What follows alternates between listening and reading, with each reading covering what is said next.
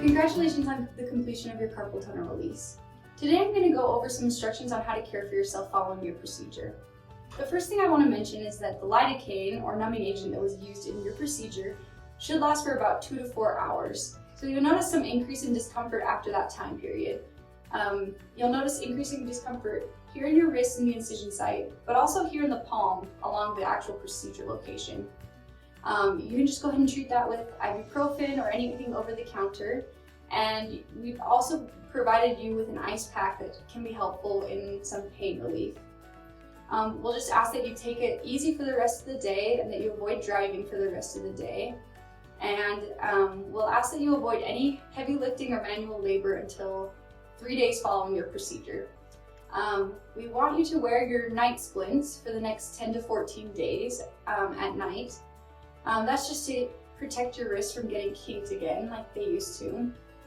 And we should have provided you with a Tegaderm or waterproof bandage, a pack of steri strips, and a woven gauze. So the steri strips will be on your wrists with the waterproof bandage and piece of woven gauze on top.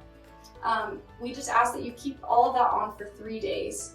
You should have also been wrapped with a piece of Coban or compression sleeve. That will stay on for the next 2 hours. After that, you can remove the Coban but leave the Tegaderm and waterproof bandage on. We'll ask that you just take a look every day at your waterproof bandage. If the edges are coming up or if the piece of gauze is soaked with blood, you can go ahead and switch it out with what's been provided for you. So you'll just fold a piece of woven gauze in fourths and place the piece of Tegaderm on top of that, and you'll just leave the steri strips as is. Again, all of that needs to stay on for the next 3 days. You're okay to shower, but we ask that you don't soak the incision site for the next 3 to 5 days. We'll give you some exercises to begin tomorrow, so there'll be just some simple stretching exercises to do. And a link to how to perform those should be provided in the comment below this video. You'll go ahead and perform those starting the day after your procedure, and those will continue for the next 3 weeks. So 3 weeks after your procedure, you should be good to stop the exercises. On day 11 following your procedure, we ask that you start your strengthening exercises. So as I'm sure you've been noticing, carpal tunnel causes some weakness of the muscles in your hand. So you may be prone to dropping things or having issues with grip strength, opening jars, things like that. So we want you to start some strengthening exercises to go ahead and rehab those muscles on your hands. So we're going to provide you with some putty that's going to act as kind of a resistance band for each of your fingers. And there's a sheet of exercises that should have been provided for you, and again, the link to those is also down below. So on day 11, you'll start the strengthening exercises, and those will also go for the 3-week mark. So on the 3-week mark, you can stop your stretching exercises and your strengthening exercises, and you should be good to just kind of ease back into your normal life. It's pretty common to have pain along the palm that persists, could be up to 3 or 4 weeks or a little bit longer, especially when you bump the palm or grip things tightly. So you're not going to damage the procedure if you notice that you're having some pain lifting or twisting things. That's all right with our procedure. So it's okay to kind of push through the pain of this procedure. On Monday, the Monday following your procedure, like I mentioned, you can go back to heavy lifting and manual labor. You'll notice some pain with lifting or any type of manual labor, but again, that's okay to persist and just push through. There's also sometimes some swelling that occurs down in the wrist area.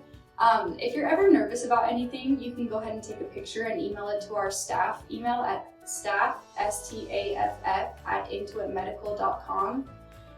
But usually the swelling that occurs down here is just a result of cutting a fascial plane, and it should resolve itself in about 12 weeks. You can always wrap it with an ACE bandage lightly, just to kind of give it a little compression and resolve that a little quicker.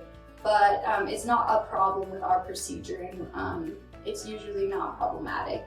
We're always happy to see you back if at any time you're nervous about anything that's happening with your procedure. Know that the numbness and tingling and those kind of symptoms can persist for quite a while. It takes a year for the nerve to grow from here back to your tip of your finger, and so depending on the extent of the damage that the nerve has, about a year after your procedure, you'll know whether or not you had permanent damage done to your nerve. Besides that, Again, like I said, we're always happy to hear from you. We're happy to answer any questions. Give us a call if you have anything that comes up. We'll contact you the Friday following your procedure, as well as the 3-week mark following your procedure. Most of our patients don't need to come back in for a follow-up, but again, please reach out if you have any questions, and we're happy to have you back for a follow-up visit. And we're hoping that everything goes great for you in the next few weeks. Thank you.